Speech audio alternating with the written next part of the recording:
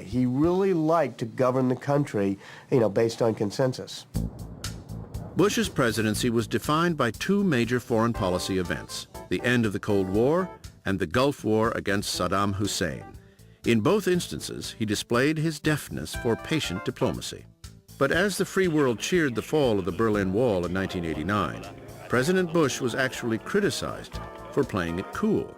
You don't seem elated, and I'm wondering if you're thinking of the I'm problem. just not an emotional kind of guy.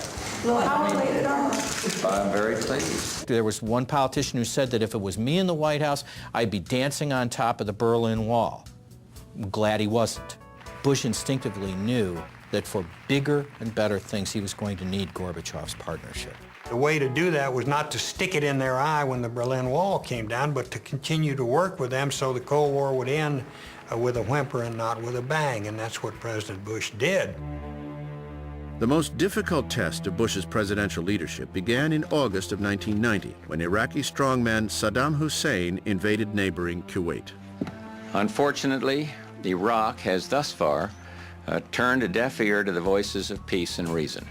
In his public speeches, Bush emphasized the need to respond to the naked aggression of Saddam Hussein, but he had other reasons for taking the country to war. Look, I've been a member of 4 administrations. In every one of those administrations, we had as a written national security policy that we would go to war to protect the energy reserves of the Persian Gulf, if necessary, to protect access to those energy reserves for the West. Well, it was necessary in 1991, and we did it. In the months leading up to the Gulf War, George Bush worked the phones, enlisting the support of the United Nations and building an international coalition of 34 countries to eject Saddam from Kuwait.